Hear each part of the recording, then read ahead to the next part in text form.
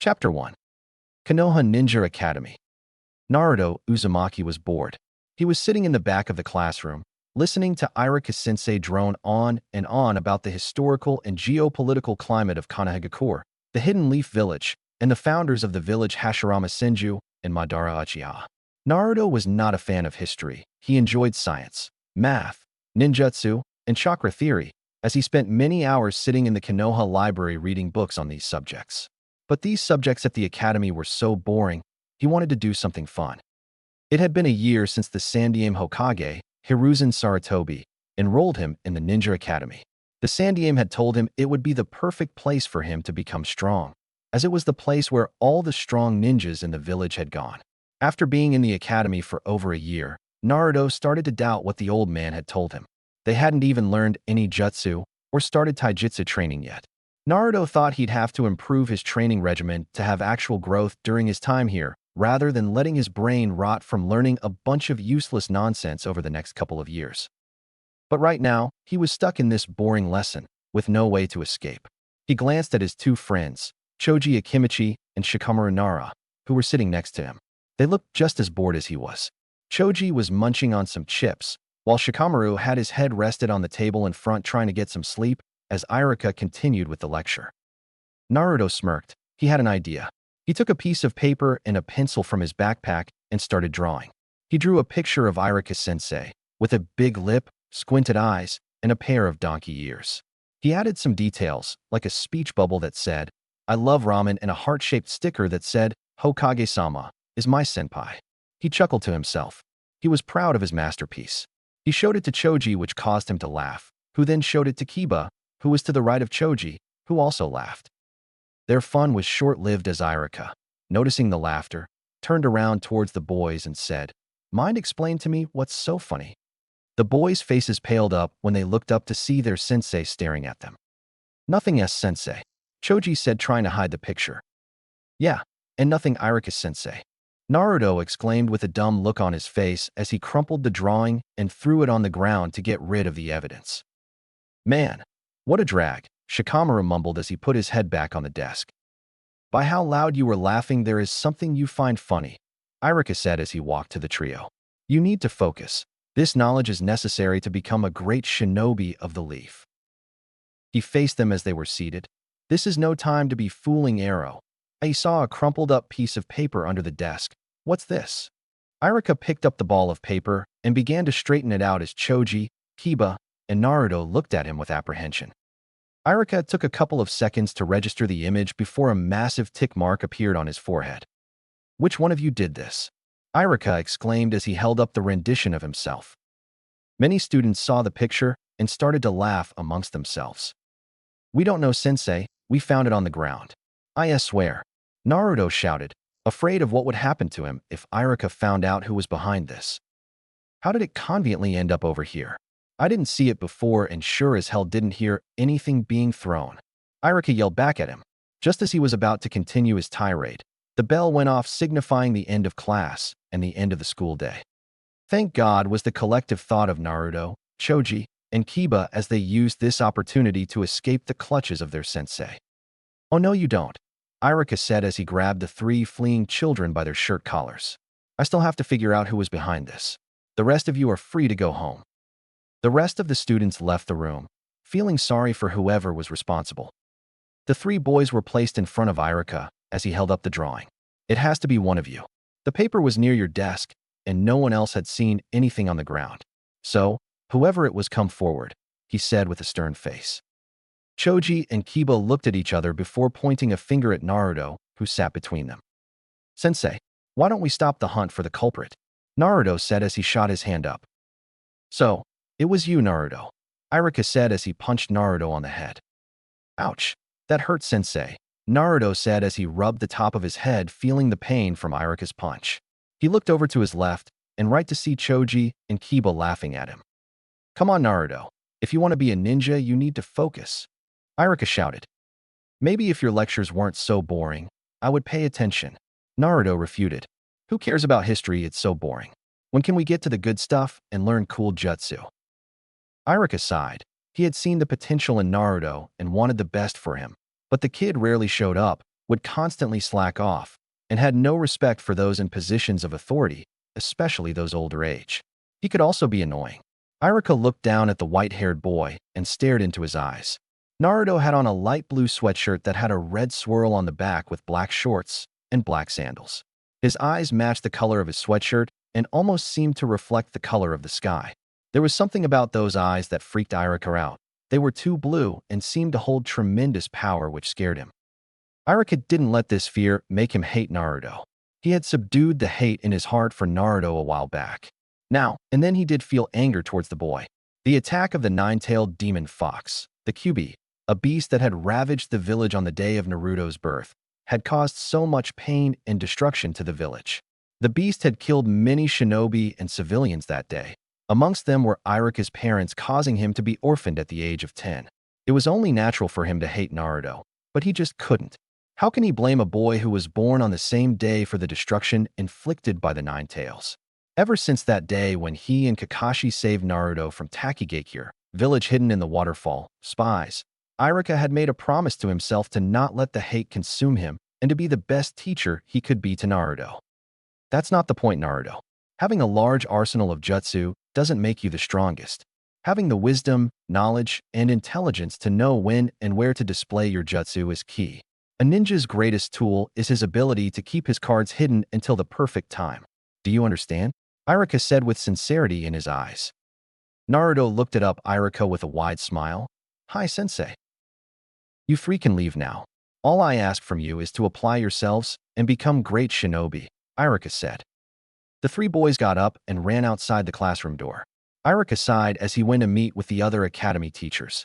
Hopefully, my words will reach them one day, he thought as he walked to the teacher's lounge. Hey Naruto, are you okay? Choji asked as they walked down the halls. That punch from Iruka-sensei looked like it hurt. He must be mad at you. Naruto rubbed the top of his head, still feeling the pain inflicted from Iruka-sensei. I'm fine. He's always getting on my case. I'm just trying to have some fun and lighten up the mood. It's just so boring having to sit and listen to him all day. We never do anything cool. It would be nice if we learned some jutsu or did some sparring. Yeah, I know what you mean, Kiba replied. I want to learn how to fight with Akamaru. I'm probably going to ask my mom to show me and Akamaru some cool techniques. Shikamaru sighed. You guys are so troublesome. Why can't you just follow the rules and listen to him? It wouldn't make sense for students 1 year into the academy to learn the flashy stuff. Besides, ninjutsu and taijutsu are not as easy as you think. They require a lot of chakra control, stamina, and intelligence. You have to learn the basics first, before the more advanced stuff. I suppose you're right, Naruto responded. It's just that he makes class so dull. It would help if Iruka cracked a joke once in a while. Suddenly, a brilliant idea popped into Naruto's head.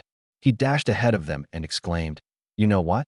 One day, I'll become a teacher in the academy and make learning fun again. I'll make sure my students laugh and have fun and make prank pulling mandatory. You'll see. Naruto grinned, his blue eyes sparkling. Shikamaru rolled his eyes. Yeah, whatever. Keep on dreaming, Naruto. He put his hands behind his head. Also, what made you want to be a teacher? And much less believe that you have the traits to be a good one, he asked. Naruto winked at him. I feel the desire burning in my soul. It's my destiny. Secondly, who wouldn't want to be my student? Naruto said as put his arm over his friend. My charismatic nature and unwavering good looks would win any student over. Right, Choji? He said as he glanced at Choji, who was dying of laughter from his charades. Shikamaru shook his head. You're hopeless, Naruto. You don't have a clue about what being a teacher means. It's about being responsible, patient, and wise. It's about guiding the next generation and passing on your knowledge and skills. Shikamaru stated in a serious tone. Geez, Shikamaru, you're such a buzzkill. Naruto pouted, sticking his tongue. The boys continued to talk among themselves until they reached the gate of the academy, where they parted ways.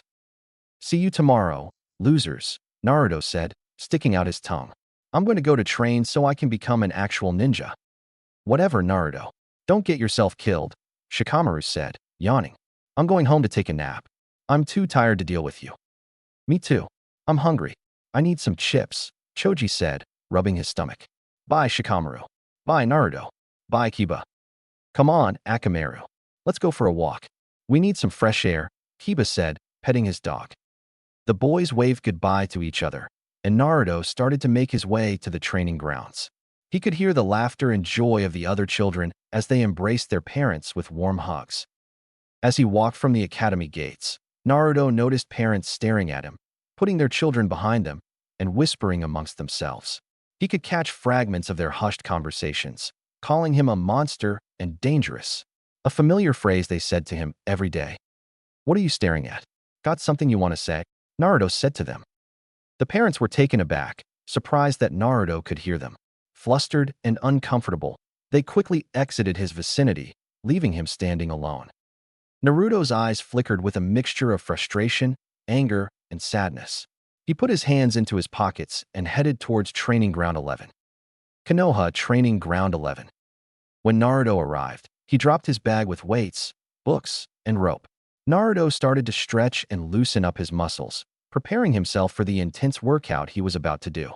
He stretched his calves, hamstrings, hips, chest, arms, and back, feeling the burn and the sweat. He knew that pain was the power price, and he was willing to pay for it to become the strongest. He started with a warm-up of 100 push-ups, 100 sit-ups, and 100 squats, followed by a series of calisthenics, such as jumping jacks, lunges, and burpees. He then ran around the training ground, dodging the obstacles and traps he had set up. He jumped over logs, ducked under wires, and avoided kunai and shuriken that flew from hidden contraptions. He moved with speed and agility, honing his reflexes and awareness. Normally, a child wouldn't be doing this at this hour, as they probably needed to get home before their parents would start to worry about them. But this wasn't the case for Naruto, as he had been alone for as long as he could remember. He used to live in an orphanage but was kicked out when he turned 4 years old. That was also when the villagers started to look at him differently. He didn't know why and stopped caring a long time ago. From what he could piece together, it mostly had something to do with the attack of the Kyuubi on his birth date. He had overheard villagers calling him a demon whenever he would walk through the village. In addition, anytime he tried buying food, clothing, books, or even just few items in a shop, the store owner would deny him entry or charge an exorbitant amount. The villagers would spit in his direction and look at him with pure disgust, fear, and hatred. They told their children to avoid the demon, so Naruto would often be alone. Naruto thought it was completely stupid. How could he be responsible for the destruction when he was born that same day? Anyone with a brain should be able to piece that together. Besides, from what Naruto had learned about the nine-tailed fox from the Konoha library, it was known that the beast was made from chakra and could not be killed. It was illogical for Naruto to be the reincarnation of the beast. All this did was make him hate the villagers even more for their ignorance. He had learned from the Konoha library that a human vessel, a Jinchuriki, was made to restrain the power of beasts such as the Kyuubi. These beasts were called Biju. Jinchuriki had massive chakra reserves, compared to the average shinobi, and in some cases, they could even use the chakra of the Biju sealed inside them. However, it was also stated that Jinchuriki have unique chakra signatures due to the mixing of the Jinchuriki's chakra and Biju's chakra within them. The odd thing that confused Naruto was that he could sense any chakra signature that described the nine tails in the village. Even though his sensory abilities were weak and still developing, he had gone around the entire village searching for a unique chakra signature, but he didn't find anything, not even a faint trace. It was after this that he gave up searching for answers. He thought about asking the old man, but that would lead to a bunch of questions from the Hokage that Naruto did not want to answer. He preferred to keep his secrets, just like everyone else. Naruto sat down on a nearby rock, panting and sweating from his training. He took out a bottle of water from his bag and drank it, feeling the cool liquid soothe his throat. The sun hadn't set yet, so he had enough time to sit and rest before he headed back to his apartment. He needed to work on other skills, such as chakra control, ninjutsu, and taijutsu, but he couldn't now. He felt a presence watching him from inside the forest. He had felt this presence before, ever since his sensory abilities awakened. He noticed 2 distinct chakra signatures following him throughout the village, observing his every move. He could tell there were 2 different people, but he didn't know who they were or why they were watching him. The only thing he could discern from their chakra signatures was that one radiated warmth while the other radiated coldness. He had assumed the warm one was the old man, the Hokage, spying on him. He didn't mind this as much since the Hokage was one of the few people who treated him kindly. But the other chakra, he didn't know who it belonged to. He assumed it was Shinobi assigned by the Konoha Council to monitor him. He couldn't feel anything from this person, just coldness and emptiness. Ever since he could remember, the Konoha Council had been a constant source of annoyance for Naruto. He first met them after he was kicked out of the orphanage when he was 4 years old. Rumors had circulated about him being the QB reincarnate. In addition, staff from the orphanage reported to the Hokage that the other children were afraid of his abnormal blue eyes. The Hokage had ordered an investigation of Naruto's eyes, suspecting that he had awakened a dojutsu, a rare and powerful ocular ability. But they had found no signs or indications of chakra abnormality in his eyes. His chakra flow looked normal. This led to many accusations being thrown at Naruto and the Hokage, that the boy created this for attention, that Hiruzen was too soft with the boy, that this was a trick by the demon, and so on. Naruto had seen the pain in the Hokage's eyes as he defended him from the council's disdainful remarks, labeling him a monster and a mistake. Naruto formed a belief that they were all cowards, hiding behind their titles and positions of power. These baseless accusations and heartless judgments had fueled his distrust and distaste for the council. The Konoha Council was comprised of 3 sub-councils: the Civilian, Shinobi, and Elder Councils. They each had their roles and responsibilities in the intricate political landscape of Konoha. The Civilian Council was made up of the civilian business owners in Konoha, who produced clothing, food, labor, and other services. They could bring up complaints or requests to the Hokage to get funding, protection, or help for their desired projects. They also worked with the other councils in providing amenities to help the village and Shinobi. Though they lacked political sway, they harbored resentment toward Naruto, blaming him for the 4th Hokage's death.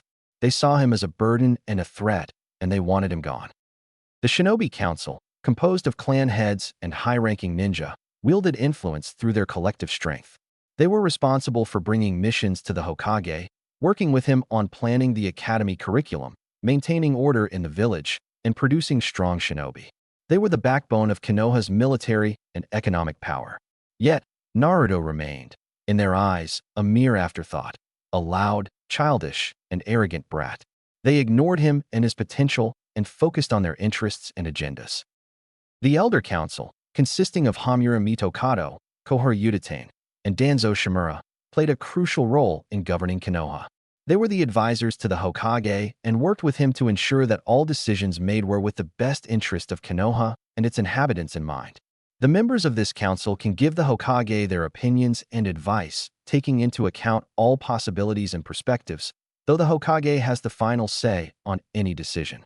They were the guardians of Konoha's traditions and secrets, and they had the power to shape its future. For now, Naruto lingered in their peripheral vision, unnoticed and dismissed as insignificant.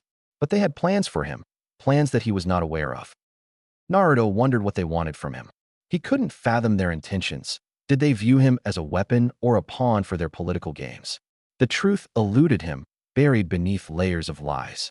But he would find out the truth, one way or another. He shook his head. He needed to get stronger before he could confront them. Naruto got up from the rock. His next steps were to find a way to hide from these prying eyes.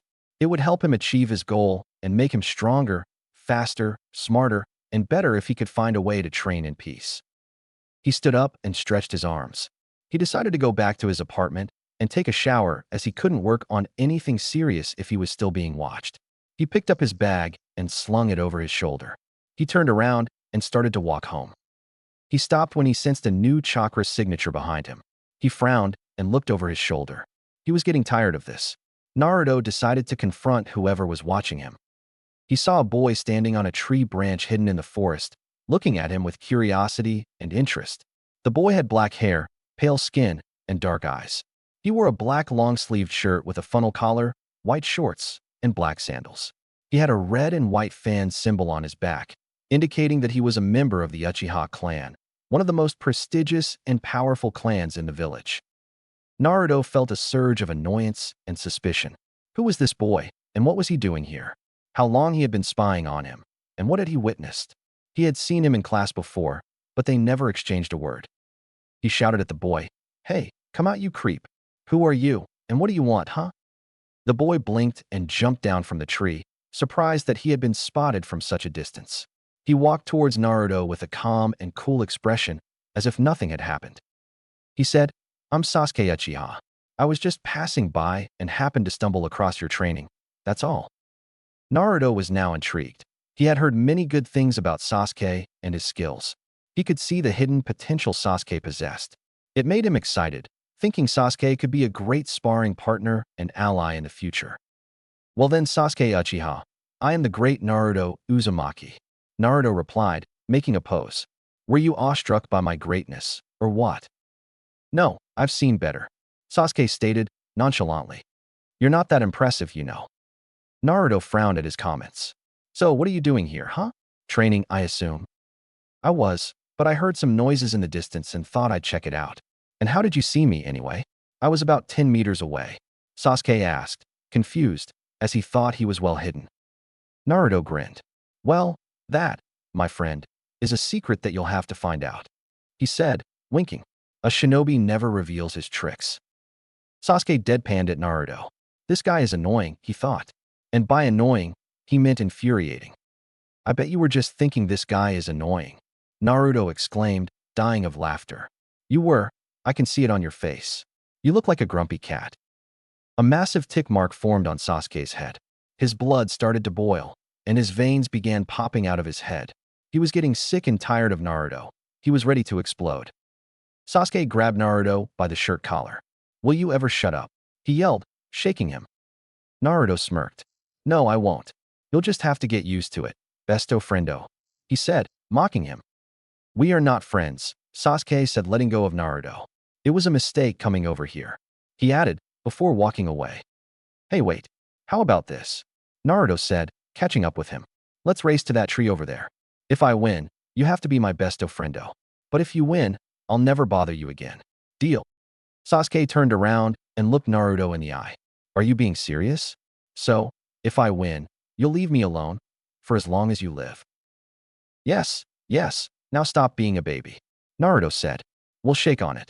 He said, outstretching his hand for Sasuke to shake it. Sasuke reluctantly shook Naruto's hand and went to the starting position.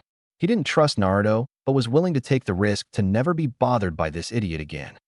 This shouldn't be too difficult, Sasuke thought, as he got into a ready stance. He was faster and smarter than Naruto, after all.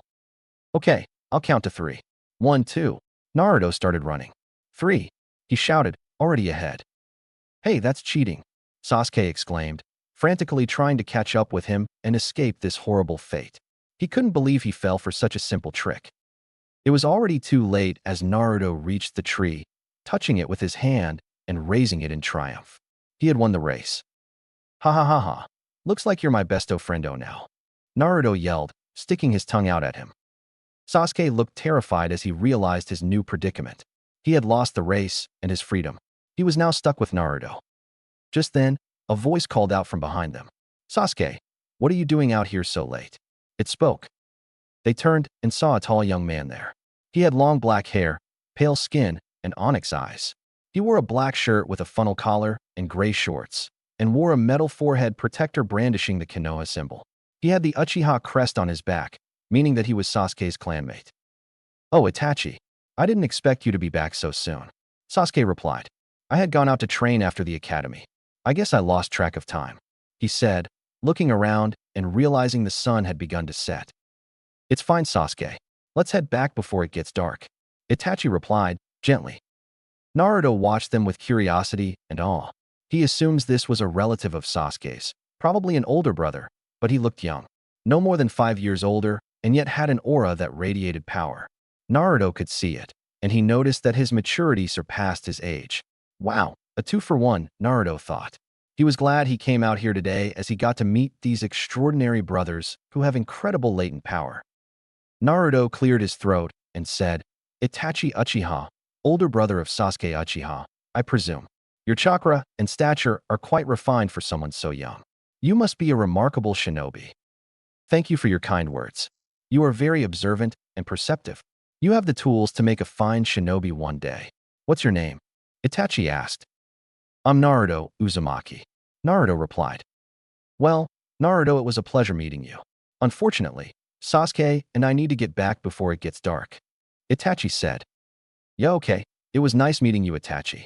And see you later, my besto friendo, Naruto said before running off. Besto friendo, Itachi said, with a raised eyebrow, looking at Sasuke. Sasuke sighed. It's a long story. I'll tell you later, he said, before heading off with Itachi. Konoha Ichiraku Ramen. It had been a long day for Naruto. He had met some extraordinary people who piqued his interest.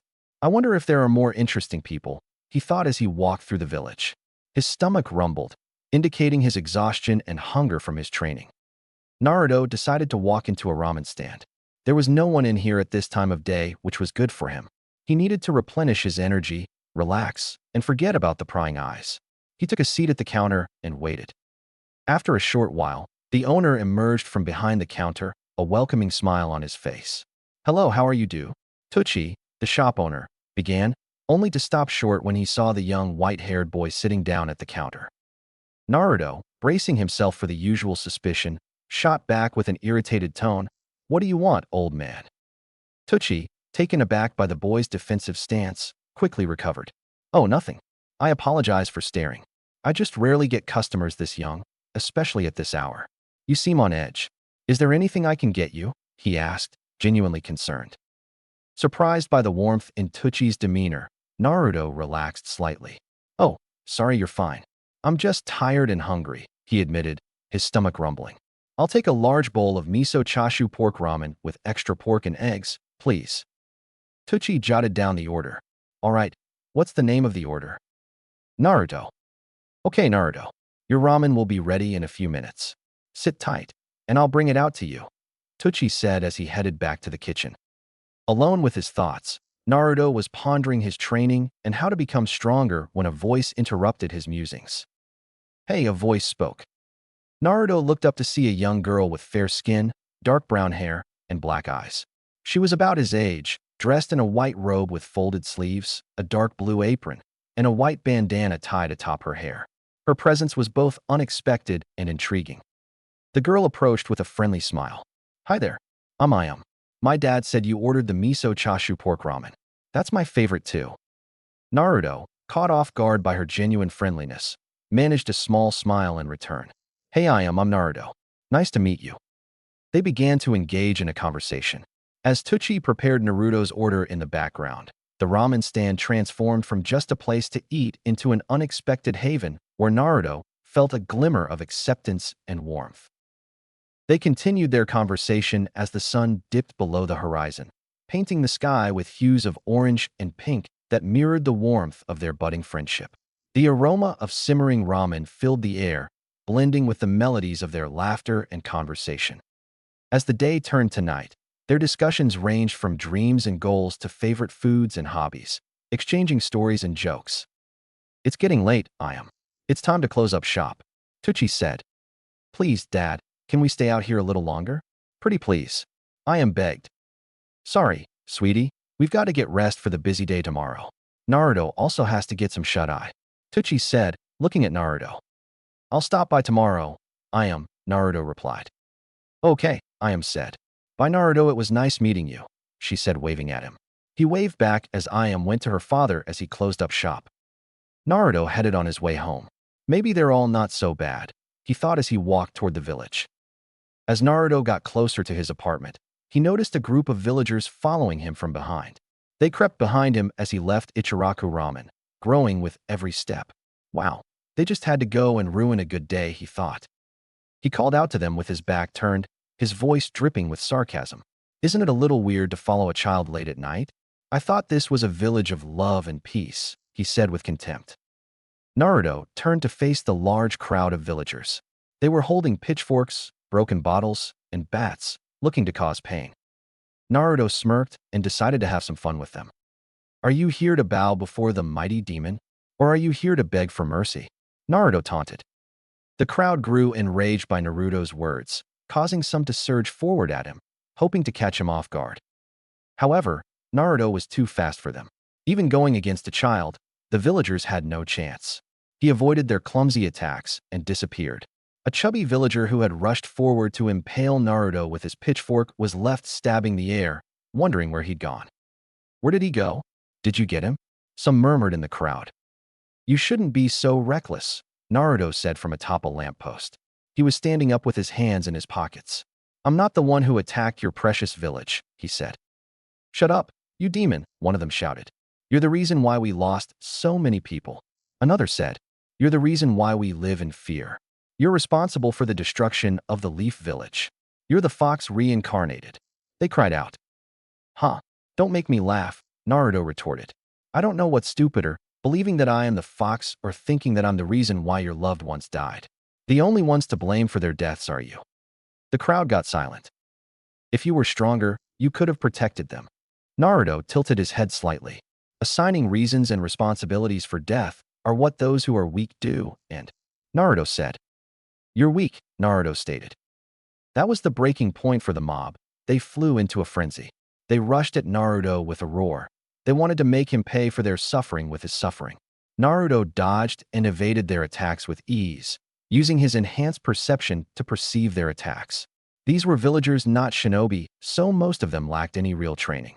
He laughed and mocked them. He was having fun toying with them. However, his fun was soon interrupted by the arrival of two Chunin ninjas, who had heard the commotion and came to investigate. They saw Naruto surrounded by angry villagers who were trying to harm him. What's going on here? One of the Chunin asked. Wait, that's him, the other said, recognizing Naruto. The demon, he said, his eyes filled with hatred. You're as good as dead, kid. They charged at Naruto, eager to get their revenge on the demon responsible for the death of their parents. Dang it, Naruto thought. The villagers were nothing, but these were trained ninjas who were much faster and stronger.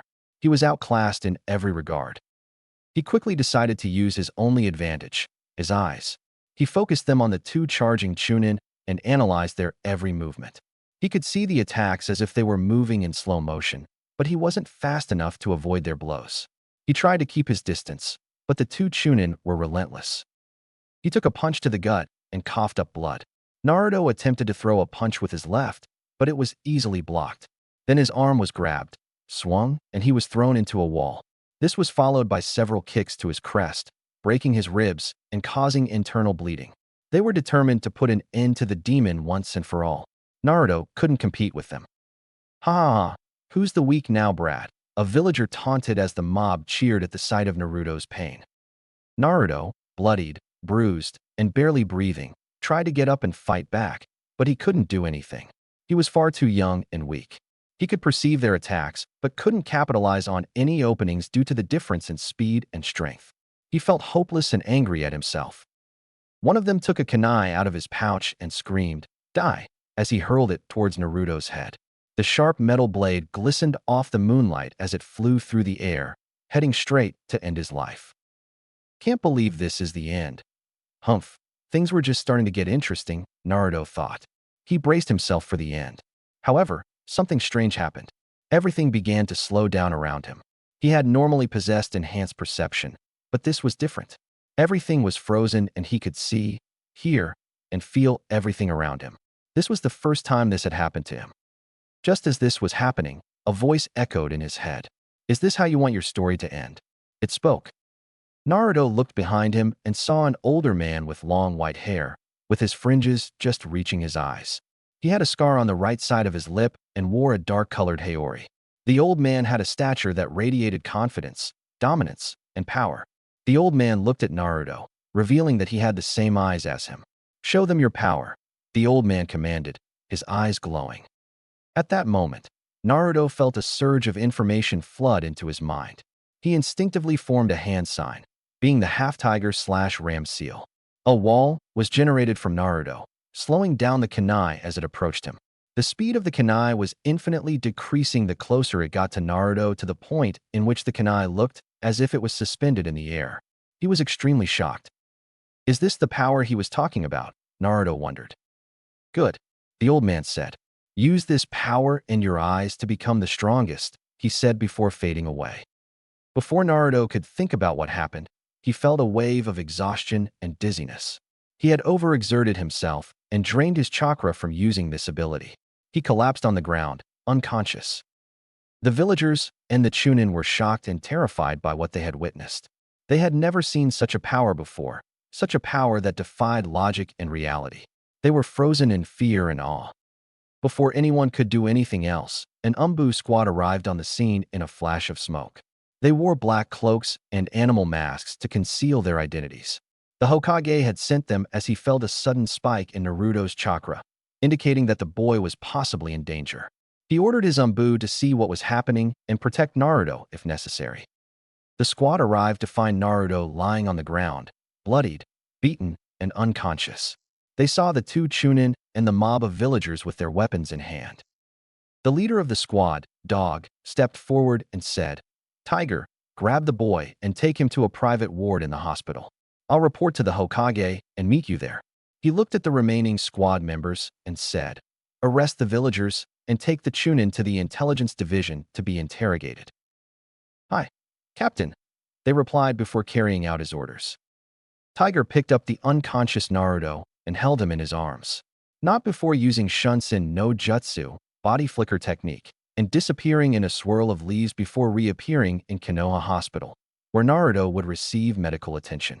Dog questioned some witnesses to get their testimony, disappearing in a swirl of leaves, headed to the Hokage's office and inform him about what had transpired. Chapter 2. Konoha Hospital. Naruto opened his eyes, feeling a throbbing pain in his head. He had been unconscious for an hour after his encounter with the villagers and his awakening of a new power. He was now in a hospital bed. Upon fully opening his eyes, he found himself bombarded with information. He could now see, feel, and hear everything around him, but it was unfocused and overwhelming. He could see the light rays from the lamp above him, hear the Hokage talking with the doctors in his room, and even feel the individual fabrics in his bed sheets. It was too much for him. All this information pumped into his brain caused immense weariness and fatigue. He tried to sit up in his bed, but felt dizzy and weak. "Ah, my head," Naruto groaned. "Naruto, my boy, how are you feeling?" the Hokage asked, with a face full of concern and regret. He had failed to protect Naruto from the villagers' hatred once again. "I'm glad the Umbu got there in time. They found you in a terrible condition," he said. "Physically, I feel fine, but my head is killing me. My brain feels like it's melting and will drip from my ears," Naruto said, rubbing the bridge between his eyes. Hiruzen looked into Naruto's eyes, noticing the change in them. They were still blue, but they now had a peculiar glow. It felt as if they were staring into his soul, reading his thoughts and feelings. He wondered what happened to them, what potential power, if any, they possessed, and what it meant for the boy's future. "You said your brain feels as if it's going to fry?" Hiruzen asked. "Could you elaborate?" Naruto looked at Hiruzen. "I've always had good eyesight, hearing, and perception, but this is completely different. It's like everything has been cranked up to 11. I can even see chakra flow now. It's too much. It feels like everything is flooding my brain, Gigi." He looked sheepishly at Hiruzen. "Does that make sense? I wonder if this is a new dojutsu. This isn't like anything I've ever seen. Is it similar to the Sharingan, or even the Byakugan? We'll have to wait and see." Hiruzen thought for a moment before turning to the doctor. "Is there anything that can help limit the amount of information he's receiving through his eyes?" Hiruzen asked. "Maybe," one of the doctors answered. "I think I have something that can help. Excuse me as I go retrieve it," he said before leaving the room. "What happened to those who attacked me?" Naruto asked. "The civilians were arrested and jailed for attacking a minor and talking about classified information. As for the shinobi who attacked you, you will not see them again," Hiruzen said. "Good," Naruto said. "I hate those cowards. Don't even have the guts to take me head on." Hiruzen sighed and made a mental note to address Naruto's hate later. The doctor returned a few minutes later with round, blacked-out glasses. "Here, try these on," he said, handing the glasses to Naruto. Naruto inspected the glasses before putting them on, surprised he could still see through them. "How do you feel, Naruto?" Hiruzen asked, curious and hopeful. "Great. I feel not as tired as I did without them," Naruto replied, smiling in relief. "But can you see?" Hiruzen asked. "They are completely pitch dark after all." Naruto looked at the old man. He could see the chakra flowing throughout his body. It was large in quantity, and he could see his tenketsu points as well. Naruto could also vaguely make out 5 different types of chakras flowing through the old man. "I can't really see you, but I can see your chakra flow. I can also make out 5 different chakras flowing through your body. You've got a lot of chakra too." Naruto smiled. "You really are strong, Gigi." "I see," Hiruzen said. "So, Even though his eyes are covered, he can still see chakras similar to the Byakugan and also see the amount of chakras someone possesses. He could also make out my elemental affinities. These eyes of his are truly fascinating. Thank you, Hiruzen said to the doctor before signaling them to leave. Get some rest, Naruto. We'll talk in the morning, he said before leaving. Naruto removed his glasses, placing them on the nearby counter before surrendering to sleep. Naruto awoke to the sound of birds chirping outside his window. He changed into his clean clothes and grabbed his glasses before heading out. He walked to the hospital entrance to see Hiruzen waiting for him. He wondered what this talk would be about. Good morning, Naruto. Let's go on a little walk, shall we? Hiruzen said before leading the way. Where are we going, Gigi? Naruto asked as they walked out of the hospital. If it's to the report to the council, then you can forget it, he said, getting slightly agitated. Hiruzen laughed. I know how much you enjoy those meetings, but no. I was going to walk with you back to your apartment. I don't plan on telling the council of your recent developments. I wanted to talk with you on a more serious matter, he said sternly. That piqued Naruto's interest. A serious conversation with the old man. That was something new. Okay, but if we are going to have this talk, we should probably do something about the guy who's been following me, Naruto said. Hiruzen's eyes narrowed as he continued walking, avoiding any actions that might raise suspicions of the stalker. How long has this been going on, he asked. Since I was 4. I started to sense this weird chakra trailing me. It was cold and empty, but I never knew who it was. Naruto replied nonchalantly. I assumed it was someone assigned by the council to spy on me. Do you know where he is? Hiruzen. Naruto lowered his glasses below his eyes. He scanned the area, looking for the familiar chakra signature. He's about 10 to 15 meters away, wearing one of those umbu masks with a black cloak. I can't tell, but this feels like the same person. Understood, Hiruzen said. He signaled for 2 of his umbu, watching in the shadows, to take care of it. They received the signal and disappeared. After a few moments, the threat was neutralized. They reported to the Hokage that the man had been taken in for interrogation. Now that's taken care of, what did you want to tell me? Naruto asked as they continued walking. I'm sure you are aware of the attack of the nine-tailed fox 6 years ago on your birthday, Hiruzen said. Yes, how could I not? The villagers remind me every day, Naruto said bitterly. Yes, regrettably, but regardless of that, you know that the fox is made of pure chakra and cannot die. If killed, it would eventually reform after some time. So, the only other option is to seal the beast inside someone, making them Hiruzen stated. A Jinchurik, yes, I know the fox is sealed inside of me if you were getting to that. Naruto interrupted. Hiruzen's eyes widened, showing a shocked and curious expression. How did you? I've been trying to find the fox's chakra signature since I was 4. I gave up after a year of searching, but last night, I met him in his cage. Naruto said carelessly. Are you sure that it was him? Hiruzen asked skeptically. A giant fox with 9 tails is pretty rare, so yeah, I'm sure it was him, Naruto replied sarcastically. Did he say or want anything? Hiruzen asked anxiously.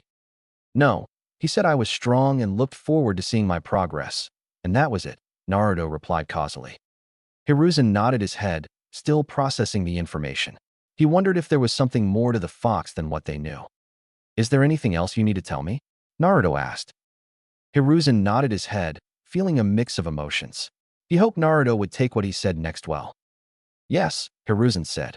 Now, Naruto, you must promise me to keep this a secret until the appropriate time. The knowledge I am about to tell you must remain between us. This is an S-rank secret, he said. Okay, Gigi. What is it? Naruto asked eagerly. Hiruzen took a deep breath before saying, You are the son of the 4th Hokage, Naruto. Naruto's grin widened even more. He couldn't believe what he heard. The 4th Hokage, considered one of the strongest shinobi ever, was now his father. What about my mother, he asked. She was an excellent and strong kunoichi. Her name was Kushina Uzumaki. She was from the Uzumaki clan. They were known for their large chakra reserves, healing ability, and specialty in Fuinjutsu, Hiruzen stated. Sadly, there aren't a lot of them out there anymore. But she was also the previous Jinchuriki of the 9-tailed fox before you. She must have been really strong, Naruto said with pride. Yes, she was, Hiruzen said sadly. On the day of your birth, the 9-tailed fox was taken out of your mother, causing massive destruction to the village. Your father left with no other option, decided to seal the beast inside you to protect the village. I hope you don't hate your parents, Naruto. They truly loved you and died for you. They wanted you to be a hero, not seen as a demon. He stated. Why would I hate them? Naruto replied. They were strong. Thanks to them, I have the power to be better. He turned his gaze towards Hiruzen, expressing gratitude and respect. The only people I hate are the villagers. They're pathetic insects, clinging to life. Why should we protect them? He said, losing his composure. Naruto took a deep breath before saying, I can't wait to see their faces when they find out that the child they've hated is the son of their beloved fourth Hokage.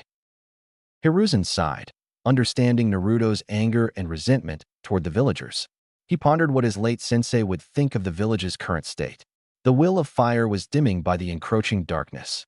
However, his concerns extended beyond the village's condition to Naruto's safety, both from internal and external threats. No, Naruto, this revelation must remain a secret until the time is right. Disclosing this information would only make you a bigger target. Especially now, with the recent development of your eyes.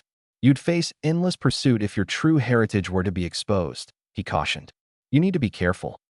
You're no fun, Gigi, Naruto pouted. So, what's the plan then? He asked. As you continue to grow and develop, hide your abilities from the public eye, fellow shinobi, and superiors, even me. From what I can see, there is a breach in security, so anything you tell me may be at risk. So do so at your discretion until I resolve these matters, Hiruzen said. So what? Become the dead last. Naruto said. That may be a good idea, but you do not have to do so. Hiruzen chuckled. Keep your true power secret until you are strong enough to protect yourself from these potential threats. Naruto took one hand out of his pocket before looking at it. He felt a surge of excitement. Things have gotten a lot more interesting. He looked at Hiruzen. Thanks, Gigi. I appreciate you telling me all this, even though you didn't have to. I mean it, he said sincerely. Of course, I want you to feel comfortable to come and talk to me. Even though we are not blood-related, I view you as my grandson. Hiruzen said softly. Thanks, Naruto responded. Also, Naruto, don't let the hate in your heart consume you. I've seen too many talented shinobi fail to conquer the darkness in their hearts. I would ask that you reconsider your deposition towards the villagers. Not all of them are bad, Hiruzen said. Yeah, sure, Naruto said, brushing off the old Kage's comments. Hiruzen simply sighed. When they finally arrived, the sun had risen over the horizon, painting the sky with shades of pink and orange. The rays of light pierced through the clouds, signifying the start of a new day. You've got a little while before the academy starts, Hiruzen said as they arrived at Naruto's front door. Let me know if you need anything, Naruto. Yep, see ya, Gigi, Naruto said. Goodbye, Naruto. He responded before poofing in a cloud of smoke. Konoha Ninja Academy. Naruto jolted awake, realizing that he had overslept. Exhausted from his conversation with Hiruzen, he had opted for a nap before the academy, but forgot to set his alarm. He quickly put on a black long-sleeved shirt and gray shorts, grabbed his glasses, and left his apartment. He was about to start running, then realized that it would be a waste to do so. Naruto chose to take the scenic route to the academy and did so at his own pace. He walked through the academy gates whistling, indifferent to his tardiness, strolling through the corridors, occasionally stopping to chat with kids in the hall. Upon reaching his classroom, he slid the door open. As soon as he entered, he felt all eyes on him. He looked around and saw the shocked and curious expressions of his classmates. He wondered what was wrong until he remembered that he was wearing his new glasses. They completely hid his eyes, giving him a mysterious and cool look. He also looked more mature and handsome as the glasses heightened his facial features and snow-white hair. The girls in the class were especially stunned by his new look. They felt their hearts skip a beat and their cheeks flushed. They couldn't believe this was the same Naruto they had ignored and mocked since entering the academy. They suddenly felt a new attraction and interest in him, wondering if he had a girlfriend. Naruto decided to have some fun with this. He slightly lowered his glasses, revealing his stunning blue eyes. Naruto-kun. The girls squealed in delight, captivated by his stunning looks. Sit next to me, Naruto-kun. No, sit next to me, they chorused. Naruto. Irika's voice thundered across the room. What the hell are you doing? And why are you an hour late? Naruto casually lifted his glasses, meeting his sensei's stern gaze. Take it easy, sensei. I'm just catching up on some beauty sleep. No big deal, he replied, waving his hands in a carefree manner. Irika sighed. This kid, he thought as his eyelids twitched. Just take an open seat, Naruto. As Naruto scanned the classroom, he couldn't help but notice the boys sharing surprised glances, their envy visible as he basked in the attention. Amused by their reactions, Naruto burst into laughter, finding the situation utterly hilarious. He got even more looks with some of the students thinking he'd lost his mind. His eyes darted across the room, searching for an available seat, until they landed on someone in particular. "Oh, Sasuke," Naruto exclaimed, striding purposefully toward the Uchiha. Inwardly, Sasuke groaned a silent plea for relief echoing in his thoughts. Naruto reached Sasuke and slapped him on the shoulder. "Fate has conspired to bring us together once more. It is destined for us to be best friends," Naruto declared with a grin. Sasuke shot him a glare, rubbing his shoulder where Naruto's hand had made contact. He chose to ignore him and focus on the board, hoping that Naruto would find another seat if left unbothered. He had hoped for this to be a peaceful day, but much to his dismay, Naruto sat beside him. "Come on, Sasuke. Is this how you treat your besto friendo?" Naruto teased, playfully poking Sasuke's cheek with a mischievous grin. Sasuke's eye twitched, his patience wearing thin. He swatted Naruto's hand away. "Stop it, dope. You're not my friend. You're a nuisance." A feminine voice chimed in. "Who's your new friend, Sasuke-san?" Naruto turned around and saw a girl sitting behind Sasuke. She looked like Sasuke, with the same features as him. Her hair was long and silky, reaching her waist. She wore a black short-sleeved dress with brown shorts underneath. She had a confident and graceful posture, her eyes beaming with curiosity. She had a friendly and cheerful smile on her face. She waved at Naruto. Naruto slightly lowered his glasses and looked at her. "You're Kiyomi Uchiha, twin sister of Sasuke Uchiha and younger sister of Itachi Uchiha," he said. How does he know this? Sasuke thought, first with Itachi and now with her. "You're strong, just like your brothers." "I can see it," Naruto said, getting excited. Kiyomi laughed. "Itachi was right when he described you. It's nice to meet you. I heard that you tricked my brother the other day. Well, I'm sorry to tell you this, but I'm the only one who can mess with him," she said, pulling on her brother's cheek. "No, he's mine," Naruto said, playful as he pulled Sasuke's arm. Sasuke was caught in a tug-of-war between his sister and Naruto as they laughed at him, having the time of their lives. Things were not looking good. He already had to deal with Kiyomi's antics, but now adding on Naruto, it was going to get a lot worse. After the class ended, Naruto turned towards Kiyomi. "How about the three of us get some ramen?" he said. "Ramen? That would be awesome. I love ramen," she replied enthusiastically. "Have you ever had Ichiraku's miso ramen with pork? It's amazing," Naruto said.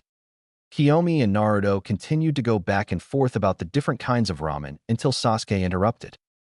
"No, we can't go. Kazan said to be home early," he said. "Please, Sasuke, pretty please. Can you do it for your one-chan?"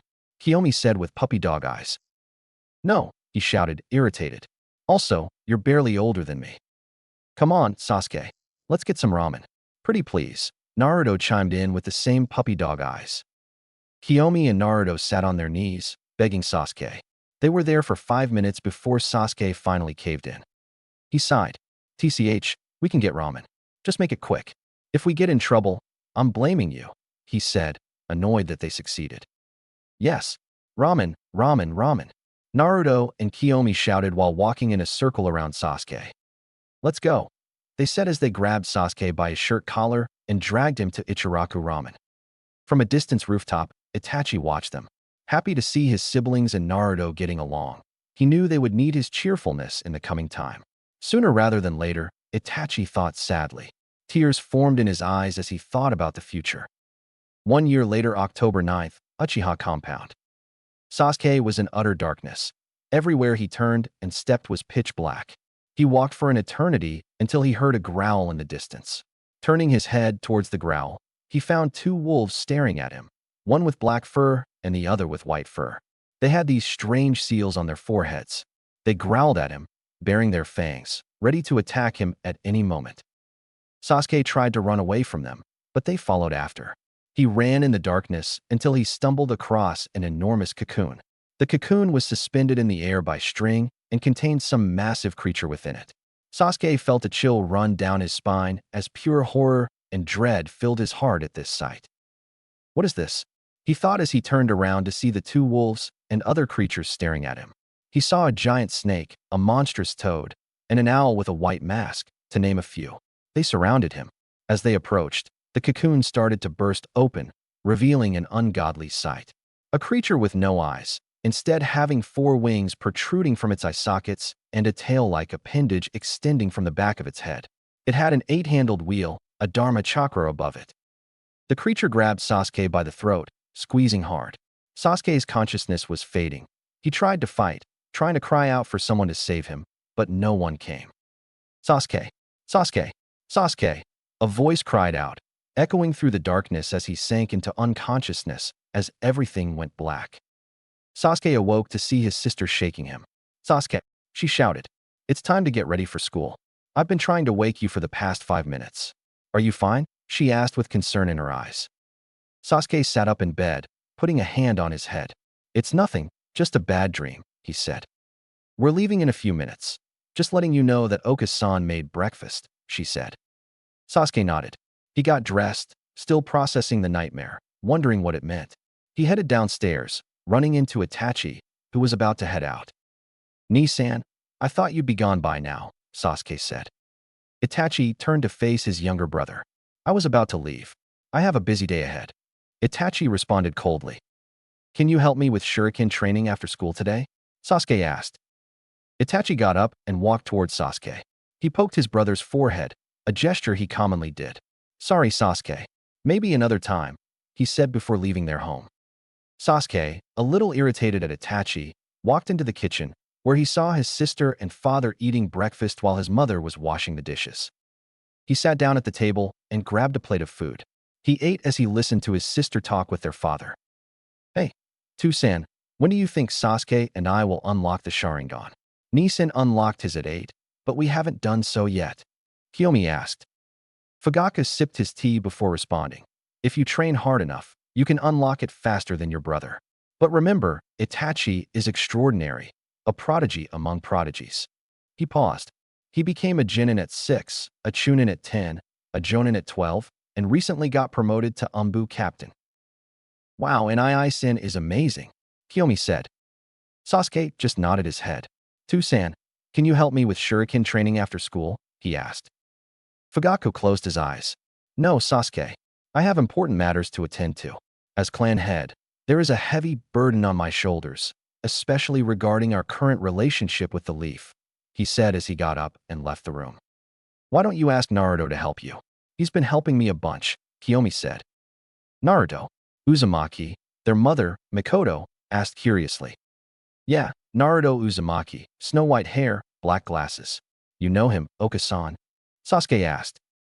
No, I never personally met him, but I knew his mother, Mikoto said with a smile. She was kind-hearted and loyal to those who called her friend. Can we meet her? Kiyomi asked innocently. Mikoto saddened. No, it wouldn't be possible.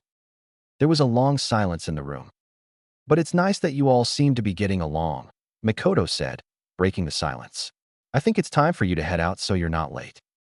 She grabbed 2 bags and handed them to her children. Here's your lunch, she said, kissing them on their foreheads. And Sasuke-kun, I can help you with your training after school. Kyo-chan, make sure to watch over him. I love you both, she said. Love you too, Oka-san, Kiyomi replied, hugging her mother. Sasuke said nothing as he held his lunch. So, you don't love me, Sasuke-kun, she said, teasing her son before going up to him and tickling him. Say you love your Oka-san, she said playfully. Sasuke eventually gave in. I love you, Oka-san, he said tenderly. Oh, look at Sasuke-chan holding his sweet Oka-san, Kiyomi said, teasing her brother. Sasuke ignored her as he hugged his mother, still thinking of the nightmare he had. The two headed out the door, waving to their mother as they journeyed to the academy. Konoha Ninja Academy. All right, everyone, it's time to settle down. Irika shouted from the front of the classroom. Today, we have a math test. You'll have an hour to complete it.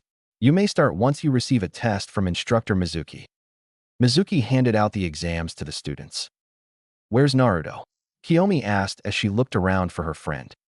Probably slept in again, He's always late to class, Sasuke replied.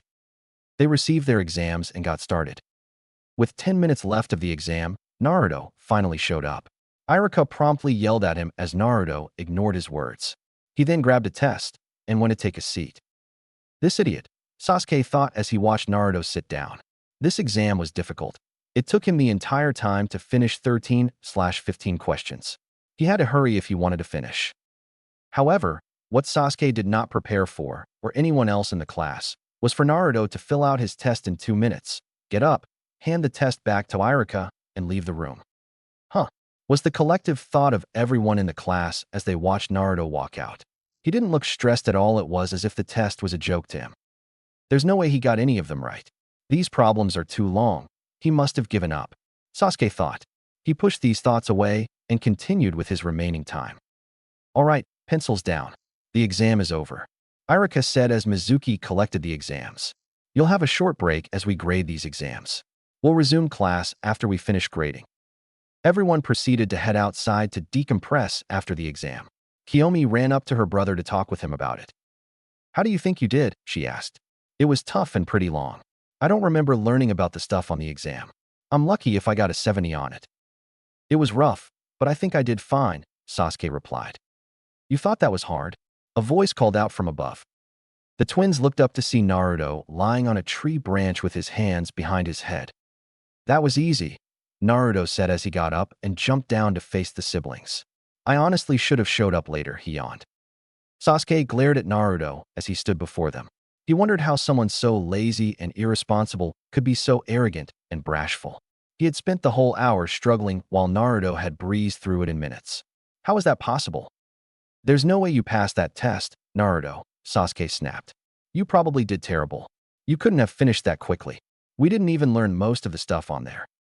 Naruto laughed a loud and annoying sound that echoed in Sasuke's ears. We'll see, Sasuke. I am the smartest in the class after all, he responded mockingly. Sasuke deadpanned at Naruto's statements. He was delusional as always. Naruto rarely showed up to class. The only times he did was if homework was due, an exam, or a class trip. Before their conversation could continue, Mizuki called the students back to class as they had finished grading the exams. He followed Naruto and Kiyomi back to the class. He was sure that he had done well despite the difficulty of the test. He was confident in his intelligence and skills. He was certain that he had got the highest score in the class. All right, everyone, settle down, Iruka said, holding a stack of papers. We've graded your tests. The purpose was to see how you would do when confronted with challenging topics. We haven't addressed more than half of the concepts on this exam, but by the time you've graduated from the academy, these questions should be easy. Most of you did poorly, but a few did good, he said. Mizuki passed the graded exams back to the students. Students of note who did well were Hinata Hyuga, Shino Aburame, Sakura Haruno, and Ino Yamanaka. Sasuke looked down at his test as he got 75%, not bad, as the closest score to his was 65%. Kiyomi looked at her test, seeing a 60%. I thought I did better, she said, saddened by her score. Cheer up, Kiyomi, Sasuke responded. We hadn't learned most of this, and you got a score in the top 10, he said encouragingly. Kiyomi brightened up a bit from her brother's words. She turned to Naruto and asked, What did you get? Naruto said with a grin, I got a 100, loud enough for the entire class to hear. I told you, I alone am the smartest one. Everyone in the class started to murmur. Naruto a 100? There's no way, he's dead last and never shows up on time, they said. He must have cheated. No, he didn't, Iruka said, dispelling the murmurs. Congratulations, Naruto. You got a perfect score. You did an amazing job. Sasuke couldn't believe it. He looked at Naruto, who was grinning from ear to ear, waving his test in the air, celebrating his victory. He looked at Kiyomi, who was clapping and cheering for her friend, proud of his achievement. The whole class was confused. How could this be? All right, that's enough, everyone. We still have work to get done today, Iruka said. Who is he? Sasuke thought as he watched Naruto continue to boast about his achievement. After the academy ended, Kiyomi, Naruto, and Sasuke headed outside. Hey Sasuke, do you want to train with us? Kiyomi asked her brother. No, I'm going to go practice by myself, he responded. You sure you don't want instruction from the greatest student? Naruto chimed in. I don't want your help, Dobe, Sasuke responded. See ya, Sasuke-san, Kiyomi said as she waved goodbye to her brother before heading off with Naruto. Sasuke observed the two engaged in conversation with irritation etched across his face. He disliked how close the two were getting. He couldn't stand Naruto's antics, and the sight of him with his sister made his blood boil. Suppressing these thoughts, he headed off in the opposite direction to practice his shuriken jutsu. Sasuke aimed and threw another shuriken at the wooden target, this time hitting the bullseye. A proud smile crept onto his lips, relishing this small achievement. As he reached for another shuriken from the ground, the silver glow of the moon captured his attention, signaling that night had arrived. Wondering why no one had come to get him, he swiftly packed his shuriken into his bag and dashed toward the Uchiha district. I hope Kiyomi made it safely, he pondered as he sprinted through the village. As Sasuke neared the entrance of the Uchiha district, an abrupt chill sent shivers down his spine. He glanced upward and caught sight of a mysterious figure perched on a nearby utility pole, staring intently at him. Sasuke blinked, and in an instant, the enigmatic presence vanished into thin air. What? I thought I saw someone, he thought. That is when he noticed the corpses of his clan members lying on the streets. He smelled blood and fire, feeling a sudden surge of fear and confusion. What was going on? Was there an attack? Who was attacking his clan? He ran faster, hoping to find his family safe and sound. He kept coming across bodies that had been burned, stabbed, and even mutilated. He saw familiar faces twisted in pain and terror, but he also saw unfamiliar bodies. There were bodies with animal-like masks and black cloaks scattered around. He didn't know who these people were. Sasuke kept running. He saw blood splattered on the walls and the ground. He saw flames engulfing the houses and the shops. He saw destruction and death everywhere. He felt his heart sink and his stomach churn. He wanted to vomit. He wanted to cry. He couldn't believe what he was seeing. He couldn't understand who would do such a thing and why. He ran faster towards his home, hoping his parents and siblings were still alive. He reached his house and saw the door was open. He rushed inside and called out for his family. Ka-san, Tu-san, Ni-san, Ne-san. Where are you? Are you okay? He shouted, his voice echoing with a mix of worry and desperation. He heard no answer. He felt a pang of despair. He ran to the living room and opened the door. However, he found a sight that would haunt him for the rest of his life. He saw his father on one knee, badly beaten, bloodied, and bruised. Sasuke heard footsteps and looked up. A figure was standing in the shadows, a red eye glowing at him through the darkness. The figure moved closer, revealing more features. He was tall with long black hair, wore an orange mask with black swirls covering the face except for a circular opening on the right side, and had a sheathed katana hanging from his belt. In his left hand, he was holding Sasuke's mother by the throat, choking her to death. Sasuke, stay back, Fugaka croaked. He tried to move to protect his son, but couldn't from his injuries inflicted by the masked man. Ka-san, Sasuke screamed in terror. His legs turned to jelly, but he wanted to do something to save his mother. But he was frozen in place, watching helplessly as the intruder held his mother. Foolish child, the masked man snarled as he twisted his mother's neck with a swift motion. Sasuke heard a sickening crack, followed by a dull thud, as his mother's lifeless body hit the floor. Blood dripped from her mouth and nose as he watched her body on the ground. Sasuke gasped and felt tears sting his eyes. He grabbed his head, screaming in agony as he collapsed onto the ground. No, no, no.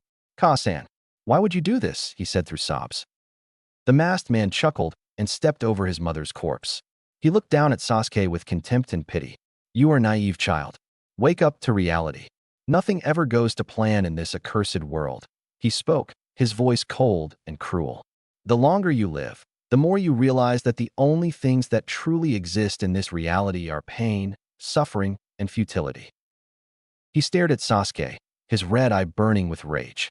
The Uchiha clan was once the most feared and respected in the village, but now they have been relegated to bottom feeders. They have fallen prey to the false peace of Konoha and lost their pride and power. How can you call yourself an Uchiha when you are nothing but a weak and foolish woman's son? They bring nothing but shame to the Uchiha name, and I will wipe them out. Weak? You monster. You'll pay for this, I swear. Sasuke clenched his fists and gritted his teeth, rising to his feet with a defiant glare. Sasuke felt a surge of chakra in his eyes, and his vision became sharper and clearer. His eyes burned with a crimson light, revealing a 2-tomo Sharingan in his right eye and a 1-tomo in his left eye. He could feel his chakra coursing through his body. He also felt a strange connection to the shadows around him. "So, you want to dance, no?" the masked man said, mocking him. "Well then, let's dance."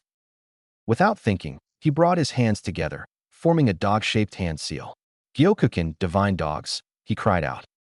He heard a low growl, followed by a howl, as two large shapes emerged from the shadows behind him. They were twin wolves, one with white fur and the other with black fur. They had red eyes and 3 dots forming a triangle on their forehead of opposite orientations. Now this is getting interesting," the masked man said as he sidestepped the incoming claw swipe from the white one.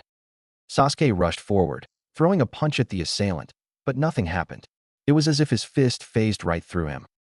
"You have fire, child, but still don't have what it takes to dance," the masked man said as he kicked Sasuke in the stomach, sending him flying through the wall and crashing onto the pavement outside.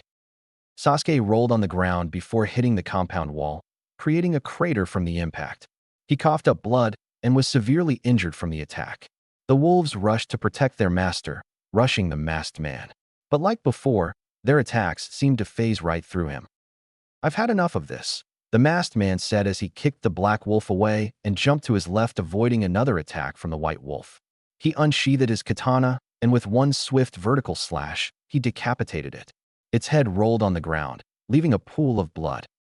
He turned his attention towards Sasuke as he walked towards the boy who lay against the compound walls. Blood trickled down from Sasuke's head, blurring his vision. He felt his chakra fading away, along with his Sharingan. The black wolf whimpered and dissolved into his shadow, leaving him alone and defenseless. "You are weak, child. You still have much to learn," the man said as raised his katana, the blade glistening in the moonlight, preparing to end Sasuke's life. Before he could attack, he was surrounded by a squad of Umbu wearing animal-style masks, black clothing covered with a light gray flak jacket over their back and torso, gloves with metal guards, sandals with reinforced toes, and a tanto on their backs. The captain of the squad, Dog, stood atop the compound wall over Sasuke as he stared down at the masked intruder. Through the left eye hole, a lone Sharingan shined. "You're under arrest for the destruction of the Uchiha clan. If you resist, you will be killed," Dog spoke. You're late as always. I'm finished here. It is not yet time I reveal myself." The man spoke before a swirling vortex appeared in his eye, sucking him into the hole. He vanished into thin air, leaving behind a faint ripple. They watched as the assailant disappeared. "Search for survivors. I'll take the kid back to Hokage-sama." "Move out," Dog spoke. "Hi, Captain," they responded before dispersing. Dog grabbed the now unconscious Sasuke and headed towards the village. Konoha Training Ground 11. Naruto trudged through the dark forest, the moonlight barely piercing through the thick canopy. He carried Kiyomi on his back, her chest rising and falling softly. She had fallen asleep after their training, too tired to walk. Naruto felt her breath on his neck as he continued to walk. This was new to him. He didn't know what to think or feel about this. However, Naruto was pulled out of his thoughts as he sensed someone approaching at a rapid pace. It was a similar chakra to the man who followed him before. It was cold and radiated emptiness. Just before the unknown figure reached Naruto's position, he slowed down. It was as if he was toying with him, trying to scare Naruto and induce fear. Naruto had enough and called out to him. "Hey, you coward. Come out and face me. Or are you too scared?" A man in a black cloak with an animal-style mask stepped into the moonlight, a kunai in his left hand. "I'm here for the girl. Give her to me, and I won't hurt you," he said emotionlessly. Naruto laughed. "Hurt me? You?" he said before glaring at the man. "How can you hurt me when you're already dead?" The cloaked man barely had time to register Naruto's words before he felt a sharp pain around his neck. He gasped, dropping his kunai and clutching his throat. As he fell to the ground, he saw a tall figure with black hair and blood-stained clothes standing over him. The figure's eyes glowed red. "It's why you?" he said before choking on his blood. The figure, without turning his head, spoke to Naruto. "Protect my sister," before vanishing into the night. "I will." "Itachi," Naruto said. Chapter 3. Konoha Hokage Office. Hiruzen Sarutobi, sat in his chair overlooking the tranquil village. From this view, everything seemed so calm and peaceful. However, Hiruzen knew that this was far from the truth. The last couple of days have been pure hell for the old Hokage. It had been a week since the devastation of the Uchiha clan. An attack from a masked intruder and an unknown secondary force had eliminated 95% of the clan. He sighed. Just when the relations between the Uchiha and the village had turned a new leaf and things were looking bright, tragedy had to strike. Not only was the Uchiha nearly ended, but the village also lost a big part of its military police force and strong shinobi available. As for the Uchiha that did survive, most of them were heavily injured. Women and children were strategically targeted. The only Uchiha children that remained were Sasuke and his sister, Kiyomi. The clan head, Fugaku Uchiha, had survived his injuries, so there was still leadership in what remained of the clan. However, Fugaku's chakra network had been completely disrupted, meaning that his days as a combatant were over. He was supposed to meet with him today, as he had been informed that Fugaku was now in a stable condition and could leave the confinement of his bed. They would have much to discuss. Hiruzen also had another issue to resolve, the issue of Danzo Shimura's death. He had a feeling his former friend was involved with the Uchiha massacre. Reports indicated that the bodies belonging to the unknown secondary force found near the Uchiha district had animal masks similar to Umbu masks and black cloaks. Through examination, it was found the unknown Shinboi were missing Konoha Nin, orphans that had gone missing when they were 4 years old. The bodies also possessed a cursed seal on their tongues. Danzo was anti-Uchiha, a trait he had gained from their sensei, the second Hokage, Tobirama Senju. He was responsible for the tension between the Leaf and Uchiha after the attack of the Kyuubi, putting blame on the Uchiha and spreading rumors to the villagers. Hiruzen knew of Danzo's root shinobi, but hadn't thought it was this big nor capable of launching such an attack on the Uchiha. There was also Itachi Uchiha. Reports indicated the only person in the vicinity was Itachi, as the time and location of his sighting matched the possible time of Danzo's death. No one has heard of or seen Itachi since the tragic event. Due to these factors, Itachi has been labeled an S-rank rogue ninja in the bingo book and labeled as an accomplice to the Uchiha massacre and in league with the masked intruder. Hiruzen did not believe Itachi would slaughter his clan. Itachi did value the village over his clan and was prepared to take action if a civil war were to break out. But Hiruzen believed he could solve the issue without death. Hiruzen wanted to wait until Itachi returned for a trial and explanation for his actions. However, the Konoha Council had already voted to brandish him a traitor. It was the quick and easy option as opposed to launching a lengthy investigation into the matter. Hiruzen leaned back in his chair. He needed to find a successor, so he didn't have to deal with these problems or politics. However, Hiruzen was taken out of his thoughts as he heard a knock on his door. "Come in," Hiruzen responded curiously. He wasn't expecting any visitors at this time. An older man, the same age as Hiruzen, walked through the doors. The man had mid-length, gray that was slicked back, reaching to just behind his neck. He had onyx eyes with thick long eyebrows with thick edges. The older man also had a long and thin mustache that extended to both sides of his cheeks. He wore a light gray haori over a dark blue yukata with a black hakama, white tabi, and brown scandals. "Nah, Bito. It's been a while, my old friend," Hiruzen said. "A lot has happened since I last saw you." "Save it for later, Hiruzen. You can catch me up over a drink," Nabito chuckled. Hiruzen felt a chill run down his spine. He knew the drinking habits of his old friend and knew it would end badly for his wallet. "I'm assuming you are not simply dropping by to chat with an old friend," he said. "No, the news of the Uchiha massacre has traveled fast and far. I wouldn't be surprised if it has reached the other great shinobi nations," Nabito responded. "I also heard about Danzo." Nabito took a seat, putting his arms across his chest. "That bastard finally got what he deserved. But the main reason I'm here is regarding the Uchiha clan. How many are left?" "As of now, 10 remain," Hiruzen responded. "What about my daughter?" Nabito asked. "She sadly perished on that night," Hiruzen said, lowering his eyes. "I see," Nabito replied somberly. "Is Fugaku still alive?" "Yes, I received news from the hospital that he has recovered, but has sustained permanent damage to his chakra network. He may never be able to use ninjutsu again," Hiruzen said. "I was planning to head over there before you arrived. We can go now, and I'll explain the situation on our way there." Nobito nodded, and the two left Hiruzen's office. When they arrived at Konoha Hospital, they were greeted by the receptionist who led the way to the isolated ward of the hospital where all the Uchiha were. Hiruzen placed a large number of umbu to guard the entrance and the corridors. Outside of Fugaku's room were two umbu. Hiruzen greeted them and asked them to open the door. They complied, and Hiruzen and Nobito entered the room. Fugaku sat upright on his bed as nurses were moving around him. He looked at Hiruzen and Nobito as they entered the room with a neutral expression. "Hokage-sama," he said with a monotone voice. "Fugaku, how are feeling?" Hiruzen asked sincerely. Nobito said nothing and simply leaned against a wall with his arms crossed. He gave a big yawn and looked uninterested. "I'm fine, Hokage-sama," he said as he got up. "We have more important matters to discuss." Hiruzen felt a pang of guilt and regret. He believed that if he had been more vigilant as the Hokage, this tragedy wouldn't have happened. He cleared his throat. "Yes, we do." Silence filled the room until Nobito spoke. "If you two are done, here is our proposal.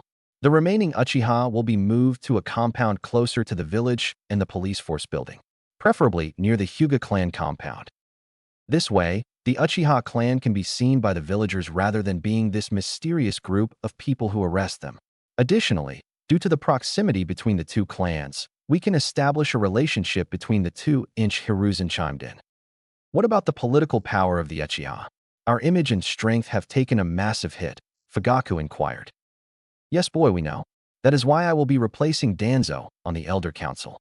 This will balance out the political power and build back good favor in the village," Nobito said. "He'll sit on the Elder Council until the Uchiha population increases to a healthy amount," Hiruzen added. "So do you agree to this proposal?" Fugaku thought for a moment. "Yes, I agree," he said. "Splendid. We can discuss more if you would like. I know you're going to grab your children from the academy, and I'll come with," Hiruzen said. "Before we go, I need to talk with him alone," Nobito said. "Give us a few minutes." "Certainly," Hiruzen said before exiting the room with the nurses. Nobito waited for the door to close before speaking. "So, are you certain that he possesses it?" Fugaku nodded. "Yes, he formed a dog-shaped hand seal, which summoned two wolves." Nobito rubbed his chin. "After 100 years, the Takusa no Kage Bojutsu, 10 Shadows technique, has returned to the Uchiha clan. Who else knows? Outside the two of us, the man who killed Mikoto has seen it. He may come after Sasuke," Fugaku replied. Nobito's stern face morphed into a smile. "Things are sure getting interesting," he said. Fugaku simply nodded, thinking about all that had transpired. Konoha Ninja Academy. "Okay, class. Today we will be doing combat exercises and evaluations. Meet me outside," Iruka said. As everyone was getting up, Naruto walked in. He grinned and waved at his classmates, but no one smiled back. They all looked tense and nervous, as if they were walking on eggshells. "Yo, Iruka-sensei, I heard we were doing some training today," he said excitedly. Iruka's eyelid twitched. "Yes, Naruto. Now head outside," he said. The students headed outside but stayed silent, whispering among themselves. Naruto noticed the change in atmosphere. He had no idea why the mood was so dreadful. He knew of the tragedy and hated to see such a strong clan get reduced to a small amount. But it had nothing to do with him or anyone not a Uchiha. There was no point in being this gloomy. He thought everyone would have moved on by now, but apparently not. Naruto looked around the room for this source. He spotted a gloomy chakra radiating from the Uchiha twins. He could see it permeating off Sasuke. It had affected everyone in the class. It also plagued his sister. Naruto frowned. He did not understand why Sasuke was acting like a baby. He decided to head towards the Uchiha twins and get a better read of what was happening between them. "Hey Kiyomi-chan, Sasuke, how are you doing?" he said. "Hey Naruto, we're doing all right," she said. Sasuke said nothing and walked past Naruto. Naruto watched Sasuke as he walked away from them. "I guess he's still sulking around," he said as he turned towards Kiyomi. "Yeah, he doesn't speak to anyone anymore, not even me." Kiyomi hung her head. "He shut me off. I can't even talk to him. I want to help. He's not the only one in pain," she said with tears forming. Naruto felt a pang of sympathy for her. He reached out and placed his hand on her shoulder. "I'll knock some sense in him. Don't you worry," he said with a grin, giving her a thumbs up. He put his hands in his pockets as he walked towards Choji and Shikamaru. A smile appeared on Kiyomi's face. Thanks, Naruto-kun, she said. When everyone made it outside, Irika and the other instructors went around to ensure they had the correct number of students. All right, out here is where we'll be doing combat exercises. These exercises will be on the graduation exam. We will track your performance and improvement as you progress through the years, Irika said. There will be ninjutsu training, ninja tool training, taijutsu training, and individual battles against your classmates. Hokage-sama will also be watching your performances. Be sure to do your best today. Got it, Irika added. Hi, sensei, the students replied. All right, that's the spirit. Now get into 4 equal rows in single file order, he said. The tests began, and the students showed their skills and abilities. Naruto, however, had other plans. He saw an opportunity to sneak away when the teachers were busy with the other students. He wanted to have some fun and take a nap since he was feeling sleepy. He quickly ran towards a nearby tree and sat down on a tree branch hidden. He watched the students go through the various tests. He took mental notes of who did well. As expected, the Uchiha twins were exceptional in taijutsu, ninjutsu, and jinjutsu. Sasuke did well on the shuriken throw, while Kiyomi struggled to hit a single target. Hinata Hyuga looked promising so far, but looked timid and not assertive. Shikamaru half-assed his way through the exams, barely giving effort. Shino Aburame looked impressive across the board as well. We've got some talent in this class, Naruto thought. Meanwhile, Irika was calling Naruto's name for the shuriken throw. Naruto Uzumaki, come forth, Irika said. Nothing. Naruto Uzumaki, come forth. Irika repeated, no response again. Everyone looked around. They had just seen him a few minutes ago. Where could he have gone? Irika called Naruto's name one more time, but nothing. He sighed and wrote a 0 for the remaining tests and training. Naruto chuckled to himself from the tree as he continued to watch. After completing the exercises, the students took a lunch break. Kiyomi went to Sasuke and tried to eat with him, but he shrugged her off and went to sit by himself. She watched him walk off with a pained expression and took an open seat near her best friend, Hinata Hyuga. Is SS Asuka all right? Hinata asked shyly. Kiyomi followed her gaze and felt a knot in her stomach. She hated talking about Sasuke, even though she knew Hinata meant well. He had ignored her ever since the massacre, leaving her alone and broken. She forced a smile and met Hinata's eyes. He'll be fine, she lied, hoping her voice didn't betray her. Hinata nodded, but a pang of doubt stabbed her heart. She noticed the dark circles under Kiyomi's eyes and the way she hunched her shoulders. She wanted to say something more, but her words got stuck in her throat. She wished she had more courage and confidence. She bit her lip and averted her gaze. Oh, okay, she stuttered, feeling something was off. Kiyomi caught Hinata's uncertain glance, and a wave of guilt washed over her. She didn't want to make her friend feel bad. She just had a lot going on. She didn't know how to let her in and open up. She coughed and shifted the topic. So, how are you doing? She inquired, faking nonchalance. Hinata gave Kiyomi a faint smile. She nodded and lied. I'm fine, hoping her voice didn't tremble. She cared for her friend and didn't want to overstep. They ate in awkward silence, avoiding each other's eyes. Kiyomi felt a lump in her throat, wishing she could say something to break the tension. Hinata felt a flutter in her chest, wondering if she should say something to ease the pain. They both wanted to reach out, but held back, afraid of making it worse. Suddenly a voice spoke. Hey ladies, what's cooking? They both jumped, startled by the intrusion. They turned to see Naruto, with his signature glasses, sitting at the table, munching on dango. In Naruto, Hinata gasped, her face turning red. Naruto, Kiyomi said, getting a little flustered. Where have you been? Where did he come from? I could have sworn no one else was sitting here, she thought. Around. I got bored and decided to take a quick nap, Naruto yawned. So what are you two doing? Having fun? He asked, taking another bite of his dango. He acted like he was oblivious to the atmosphere, but he was aware of it. He sensed the sadness between them, but also saw an opportunity. He wanted to shake things up and make them talk. He had a plan, and he was ready to execute it.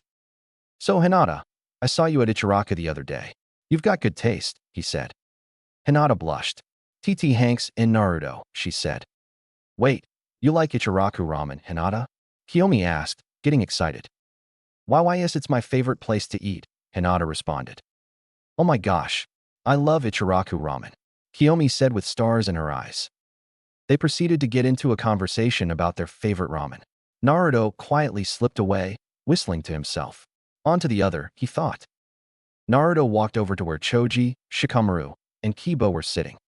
Hey Naruto, where have you been? I tried to find you when Irika called your name. Sadly, he gave you all zeros, Choji said, shaking his head. Naruto brushed him off with a dismissive gesture. Don't sweat it. I'm fine, he retorted. He got closer to Shikamaru, who had his back facing him. Oi, Shikamaru, Naruto shouted as he slapped Shikamaru's back hard. Shikamaru choked on his food and sprayed it all over Ino, who was sitting next to him. Choji and Kiba burst into laughter while Ino glared at them. Shikamaru wiped his mouth and sighed. Naruto, you're troublesome as always, he said, rolling his eyes. So, you finally decided to return? He asked, raising an eyebrow. Yeah, I got bored after my nap. Thought I'd come back and see how you did, Naruto said, grinning. Well, maybe you wouldn't be so bored if you paid attention in class, Shikamaru said. Why would I do that, huh? Naruto said, raising his voice. Everyone's so dead and dull here, walking around like zombies. Who cares if a bunch of people died? It's not my problem, he said loudly. The room went silent as everyone stared at Naruto in shock and disbelief. Naruto turned his head and looked towards Sasuke. Sasuke's eyes flashed with anger and his fists tightened.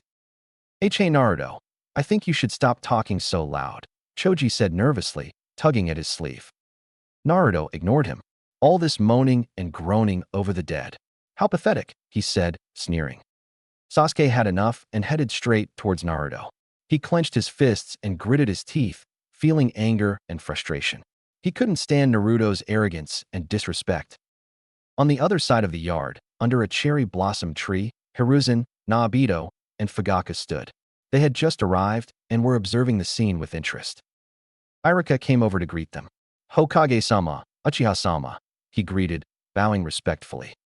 Irika, how are the students performing? Hiruzen asked with a smile. He felt a sense of pride and curiosity, watching the young ninjas in training. He wanted to see their potential and talent. He hoped they would grow up to be strong and loyal shinobi. They are performing quite well. We truly have an exceptional next generation. However, Naruto skipped class again, Irika replied, frowning slightly. Isn't he over there? Hiruzen pointed at Naruto and Sasuke, standing a few feet from each other, glaring intensely. Irika turned to see Naruto and Sasuke, and his eyes widened. He felt a wave of shock and panic, realizing that this wasn't going to end well. Apologies Hokage-sama for their behavior, Irika said, bowing again. He felt a flush of embarrassment and guilt. Hiruzen waved at him. It's fine, my boy, no need to apologize. He's just being himself, he said, chuckling. I should be the one apologizing to you. I'll break this up immediately, Irika said, moving to intervene. A hand stopped him. Wait, let's see what happens, Naobito said, his eyes sparkling. This is getting interesting, he said. Meanwhile, Sasuke reached Naruto's position and stared at him intensely. He could feel the anger and pain boiling inside him from Naruto's words. What did you say, dope? Sasuke said angrily, as he got into Naruto's face. He spat the word like venom, trying to provoke him. I said you're pathetic, Naruto replied, smiling wickedly. He put his hands in his pockets, which infuriated Sasuke even more. You're moping around like a big baby who wet his diaper, he said, taunting him. Get your act together. Sasuke had enough. He hated how Naruto was diminishing his pain and suffering like it was insignificant. How dare you? Sasuke screamed as he threw a punch at Naruto, who easily dodged it. Wow, come at me, then Sasuke, Naruto shouted. Sasuke threw a barrage of punches and kicks at Naruto trying to nail him, but he couldn't land a single attack. Naruto evaded effortlessly. Sasuke went for a sweep kick, but Naruto jumped back looking at the tired Uchiha. If you fought this hard, maybe you could have saved your clan, Naruto said, egging Sasuke on. Sasuke gritted his teeth, frustrated that he didn't land a single punch. I wonder who you lost. Your brother, maybe. Naruto put his hand over his mouth. Oh wait, he killed your clan so it can't be him? I know, you lost your mother, right? Sasuke went silent and fell to his knees. Judging from that reaction, you must have seen her die. Here I thought you were strong. I guess I was wrong. You're just weak, Naruto said. You're weak, child. You still have much to learn, Sasuke heard in his head. He picked up a nearby rock and rushed at Naruto. "I'll kill you," he shouted. Naruto smiled. "We need to stop this, it's gone too far," Iruka said, preparing to rush in. Nobito stopped him again. "No, that kid with glasses has something up his sleeve. I want to see what happens." Sasuke hurled the rock towards Naruto to create an opening. Naruto tilted his head to the left and was surprised to see Sasuke in front of him with a fist raised. "You've got spirit, but you're still too slow," Naruto as he causally moved out of the way. He put his foot out, tripping Sasuke. Sasuke stumbled over Naruto's foot, losing his balance. He was now falling and was going to crack the back of his head on the rock he had thrown. Sasuke closed his eyes, bracing for the incoming pain, but it never came. He opened his eyes to see Naruto holding him by his shirt collar. "This mopey mood you have. You need to let it go," Naruto said seriously. "What?" Sasuke said. "Believe me, feeling sorry for yourself and meandering around isn't going to change anything." Naruto continued, "I used to be like you, feeling sorry for myself and wallowing in self-pity." "Shut up, what do you know? What makes you think you know anything about me?" Sasuke said, slapping his hand away. This caused him to hit the ground due to the transfer of energy. He fell on his butt, staining his shorts. "I know that you blame yourself for your mother's death. I know that you feel like you failed her. I know that you feel weak," Naruto said. Sasuke sat there in silence, replaying her death in his mind. He hated himself for not being stronger. Naruto bent down to his level. He slightly lowered his glasses, revealing his blue eyes. "You know, I've been orphaned my entire life," he said, shocking Sasuke. "I never knew my parents, and I've been on my own for as long as I can remember. I've had to fight for everything I own. Nothing was given to me. To rise above my troubles, I had to become strong, just like you need to become strong." Naruto smiled as he watched Sasuke's face. He knew his words were getting through to him. He got up satisfied and turned away from him. "It's not good to stay like this. If you do, you'll never get stronger," Naruto said, walking away. "So do your best, Sasuke. You may need to push yourself, though. Get stronger to avenge your clan and your mother. And get stronger to keep up with me," Naruto thought. He walked back into the academy building, whistling as if nothing happened. Sasuke remained on the ground, looking at his hand, deep in thought. The weight of Naruto's words lingered in his mind. From under the cherry blossom tree, Nobito grinned maliciously. "This boy is special. Who is he?" he thought. "You never cease to surprise me," Hiruzen thought. He turned towards Iruka. "It seems the situation has resolved itself," he said.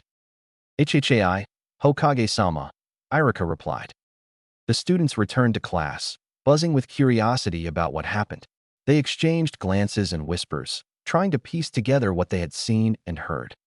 After that incident, Sasuke sat in the back of the class, keeping his silence. He didn't want to talk to anyone. He just wanted to be left alone to think. He felt a storm of emotions raging inside him. Anger, sadness, confusion, shame, guilt, fear, and something else. Something that he couldn't name, but that burned like fire. He couldn't fathom why Naruto had confronted him. It baffled him that someone as arrogant and self-absorbed as Naruto would concern himself with his behavior. The bell rang, signaling the end of the day and taking Sasuke out of his thoughts. He packed up and slung his book bag over his shoulder. Kiyomi came over to him. "Sasuke, are you ready to go?" she asked, her voice gentle and concerned. Sasuke gave a curt nod and followed her outside the academy building, keeping his distance from her. Outside, they were greeted by their father, the Hokage, and an older man they had never seen before. "Tusan," Kiyomi shouted, running to hug her father. She buried her face in his thighs, trying to hide the tears that threatened to spill. Fugaku gently rubbed the top of her head. Sasuke just glanced at his father and looked away, feeling a surge of resentment and indifference. "You two did well today. I'm excited to see your development into fine shinobi," Hiruzen said before departing with his Umbu guard. "Let's head back," Fugaku said. They walked in silence, an undeniable tension hanging in the air. Sasuke sensed his sister's gaze fixed on him, but he refused to meet them. He knew she was concerned, but the last thing he wanted was her pity. He did not want her to see how weak he was. He hated himself for what had happened that day. He hated how Naruto had mocked him, how he had failed to land a single hit, how he had fallen to his knees. He hated how Naruto made him feel things he did not want to feel. His resolve to avenge his clan and exact vengeance for his mother's death had driven him to this point. Thoughts of Itachi had been buried deep since that fateful night, leaving Sasuke grappling with conflicting emotions. Sasuke found no issue with his mood. He thought strength was only about power, abilities, and prowess. But Naruto had challenged him on this. It wasn't just about physical strength, it was about overcoming pain. This revelation left him perplexed, unsure of how to navigate his emotions. He did not know what to make of these feelings or what to do with them. He glanced at his sister, walking beside him with a cheerful smile. She seemed to have accepted their loss and moved on with her life. She had stayed kind, happy, and hopeful after their tragedy. He wondered if her composure was genuine or a facade, performing an act of forgiveness as some form of a noble gesture. Anger and resentment surged within him, feeling as though his sister betrayed their clan, their mother, and him. He believed she was abandoning their pain, suffering, and sacrifices. It felt like she was disregarding everything he was feeling. He did not want to hurt his sister. His love for her surpassed everything.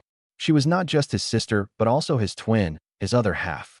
He just wanted her to be angry just like him and eager to get back at those who hurt them, the ones responsible for their pain and suffering. However, she diverged from this and discouraged his harshness, advocating for kindness. Her actions disgusted him, but he would never outright say it. They reached their new home, a two-story modest home in a quiet part of the village. The house had a large window with a blue awning on the left side. The entrance door is on the right side with two small Uchiha crests on each side. "This is our new home," Fugaka said. They walked inside the house. There was a large living room with a kitchen. There was one bedroom on the first floor and no bathrooms. Upstairs there were 3 bedrooms and 1 bathroom. Two-san?" Kiyomi asked. "Yes," Fugaku replied. "Who is that?" she said, pointing to Nobito, unaware of who this was. Fugaku smiled. "That's your Ojizen," he said. "Oh, Ojizen," she said, turning to face Nobito. She looked him up and down before running to him and hugging him. "Ojizen," she said, her voice full of enthusiasm. Nobito picked her up. "You're beautiful. You look so much like your mother," he said, placing her back down. "He'll be living with us for the time being," Fugaku said. "Kiyomi, go to your room upstairs. It's the first one on the right. Sasuke, I need to talk to you." Kiyomi nodded and went upstairs, leaving Sasuke with the 2 older Uchiha. "When you fought that man, you summoned something. Show us," Fugaku said. Sasuke formed a dog-shaped hand seal. "Gyokukin-kan, divine dog," he said. Sasuke's shadow started to extend. However, instead of 2 wolves, a large bipedal werewolf-like creature arose from his shadow. The werewolf had black fur besides a white undercoat, feet, and forearms. It had a strange symbol on its forehead similar to the 2 wolves, but this symbol seemed like a combination of the 2 ones before. The werewolf was also massive, almost standing the same height as Fugaku. However, the werewolf did not stay for long as it dematerialized as Sasuke collapsed to the floor, extremely exhausted. Fugaku caught him before he hit the ground and set him on the nearby couch gently. "You said there were 2 before and 1 died, right?" Nobito asked. "Yes," Fugaku replied. "There was one with black fur and the other with white. The white one was decapitated and died." If I remember correctly, that is an innate trait within the ability. If one of his Shikigami persists, its traits would be fused into a remaining one," Nobito said. "Gyokukin-kan, divine dog. Totality, I?" The 2 waited until Sasuke regained consciousness. He woke up half an hour later. He opened his eyes to see his father and Nobito deep in a conversation. He sat upright on the couch, rubbing his head. "Here's some water, Sasuke," Fugaku said, giving his son a cup of water. Sasuke drank it in quick succession. Nobito spoke up. "You have a powerful technique, boy. A Kekii Jinkai not seen in the Uchiha clan for over 100 years. Sasuke said nothing. "You've something on your mind, boy? Speak," Nobito said. He looked up at Nobito. "Will it help me kill that man?" he said. Nobito closed his eyes. "Possibly, but you're still too weak to use it to its fullest capabilities. That brat from earlier was right. You are too dreary." Sasuke clenched his fists, getting angry again. He was about to lash out, to unleash his fury and pain, but he felt a gentle touch on his shoulder. He looked up and saw his father's face, calm and sincere. "But you can be strong, Sasuke. I believe in you," Fugaku said softly. Sasuke blinked, stunned. Was this the same man who had always been cold and distant? Who never praised or comforted him? Who always compared him to Itachi? He felt something wet on his cheeks.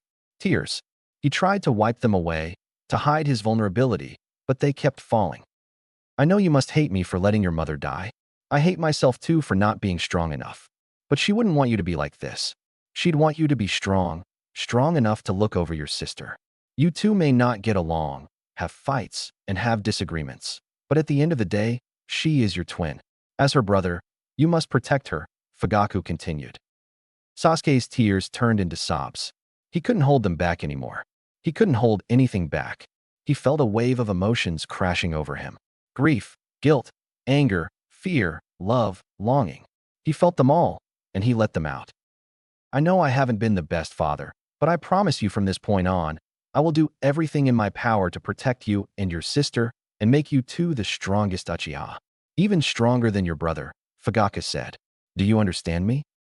Sasuke nodded, unable to speak. He buried his face in his father's chest, feeling his warmth and his heartbeat. He hugged him tightly as if he was afraid to let him go. Fugaku smiled and wrapped his arms around his son. I promise you, Ka-san, I will avenge you, and I'll protect Kiyomi, Sasuke thought. 7 years later, Uchiha compound. 7 years had passed since the Uchiha massacre, and the morning sun cast a warm glow upon the Uchiha residence. Sasuke stirred in his bed as the light pierced through the window curtains. Today marked the academy graduation, where he would become a genin and take one step closer to accomplishing his goals. He sat upright on his bed, pulling his covers back and slipping into his house shoes. He went outside his room and walked down the hall to his sister's room. Kiyomi, wake up, he said, knocking on her door. He heard mumblings indicating she got up, so he carried on downstairs. He found Naruto on the couch, snoring loudly and drooling on the cushion. He reeked of sake and sweat. Sasuke ignored his grandfather and proceeded to the kitchen where his father, Fugaku, was engrossed in clan documents. Even with the compound rebuilt, there was a lot he needed to handle and plan for the future. Sasuke exchanged a nod with his father, a silent acknowledgement of the day's significance, and went to prepare a light breakfast. Sasuke had 3 eggs, a sausage, and toast with no jam. After his meal, he took a quick visit upstairs for his oral hygiene and skincare rituals. Returning to his room, Sasuke donned his new attire, examining his physical changes reflecting his growth and the passage of time. Examining himself in the mirror, he observed his sharper angles, facial features, and spiky, shortened hair. He wore a dark blue top with a high collar, buttons, and the red and white Uchiha crest. He also wore loose gray pants with black shinobi sandals. He stood at an impressive height of 5 feet 9 inches, taller than most boys his age. Satisfied with his appearance, Sasuke grabbed his bag and headed to see if his sister was ready to leave. Before he could knock, the door creaked open, revealing a room transformed over the years. Posters adorned the walls, each showcasing Kiyomi's eclectic taste. There were Ichikaru ramen vouchers, homework, and empty boxes littered around. The room had an air of organized chaos, reflecting her vibrant personality. Kiyomi, we're leaving, Sasuke called. The door opened wider, revealing an older Kiyomi. Her once childish features had given way to a graceful maturity, emphasized by the confident glint in her eyes. Her long black hair cascaded beyond her waist, framing her face and drawing attention to the Uchiha crest earrings. She wore a stylish ensemble, a black top paired with a dark blue skirt featuring straps over her shoulders. 2 bands adorned each of her arms, and thigh-high black socks seamlessly connected to her black sandals. She stood at 5 feet 8 inches, quite tall for a girl her age. Ototo-chan, Kiyomi exclaimed, embracing Sasuke in a tight hug. Are you excited? Today is the day we become genin. Yes, I know. Can you let go of me? He asked irritated. Kiyomi frowned as she released her brother. Do you always have to be such a buzzkill? Can you try being a little more positive? She said. Sasuke said nothing and headed downstairs with Kiyomi following him. They came across Naruto still passed out and blissfully unaware of the world. Looks like someone had a good time last night, Kiyomi remarked. Naruto snorted in his sleep, muttering something unintelligible. Should we wake him? She said, mischief in her eyes. Sasuke shook his head. No, he'll be in a poor mood, and we don't have time to deal with his antics. As they were about to head out, their father came out from the kitchen. "Good morning, Tu-san," Kiyomi said. "Do you know who our sensei is going?" she asked. Fugaku shook his head. "You will know who your sensei is after the exam. That is if you two are on the same team." Kiyomi got a little nervous. She had been expecting to be on the same team as Sasuke. Sasuke raised an eyebrow as he also expected them to be on the same team. "Wait, so there's a chance Sasuke and I won't be on the same team?" she asked. "Yes, it is possible. Genin squads are typically constructed with to be well-rounded and versatile for any mission," he said. "Depending on your skill set, you may be a team with a sensor, medic, or even sealing-type shinobi. With the Sharingan, we are naturally better at taijutsu, ninjutsu, and jinjutsu. Your teammates will be able to counter your deficiencies," Fugaku added. Kiyomi's head dropped. "Well, that's a bummer," she pouted. Fugaku smiled. "Don't worry. I believe whatever team you two are placed on, you'll do well and represent the Uchiha with pride." Kiyomi brightens up at her father's comments. "Hi, Tu-san. We'll do our best," she said with a smile. The two departed their house, waving goodbye to their father, and journeyed to the academy. As they walked through the new compound, they spotted some Uchiha hanging around. There was Tekka, Yakumi, and Naka Uchiha, who were the other remaining Uchiha males outside of Fugaku, Naobito, and Sasuke. Naka married a female Uchiha survivor, Naori, and they had a son on the way. They were headed to the hospital. Tekka was getting ready to go on patrol. He was young and single, but he primarily worked in the Konoha military police force as a lieutenant. Yakumi, on the other hand, had married a village girl and moved away from the clan compound. This was due to an incident involving him and Sasuke, where Sasuke nearly beat him to death for trying to make a move on his sister when she was 13. As they headed towards the compound gate, they heard a familiar voice cry out to them. "Hey Sasuke-chan, Kiyomi-chan." The twins turned around to see Izumi Uchiha, a 20-year-old with long brown hair going past her shoulder. She wore a long-sleeved, high-collared purple shirt with the Uchiha clan symbol on the back, baggy blue pants, a shuriken hostler on her right leg, a red armband on her left arm, and a long purple fingerless glove that ran nearly the length of her arm. She also had on a jonin flak jacket. "Izumi-chan," Kiyomi cried out, hugging her. "Off to the graduation exam, I assume," she said. "Yes," Sasuke replied. "Are you going to be our teacher, Izumi-senpai?" Izumi was one of the few remaining Uchiha who liked the twins. However, she was also avoided by the remaining clan members due to her close connection with Itachi. Luckily, not many villagers knew of her connection, so she avoided hate and glances from them. "Who knows?" she said playfully. "It was nice seeing you too, but I have a meeting to attend to." "Good luck," Izumi said before disappearing in a swirl of leaves. After they reached the gate of the clan compound, they spotted Hinata heading out as well. The Uchiha and Hyuga clan compound gates met at an intersection. Hinata was being escorted by branch members of the Hyuga clan. "Hey, Hinata-chan," Kiyomi called out, waving to her best friend. Hinata smiled and waved back to her friend. She also saw Sasuke give a brief wave towards her, causing her to blush and turn red. Sasuke was confused by this action, while Kiyomi just sighed. In a short while, they reached the academy gates and saw their classmates and parents crowding the entrance. Everyone was excited to finally become a real shinobi and take on missions. Sasuke stood still, looking at the entrance, bracing himself for the next steps in his journey. Kiyomi turned to her brother. "Are you ready, Sasuke?" she asked. Sasuke looked at her. "Yeah, let's become shinobi," he said, walking towards the entrance.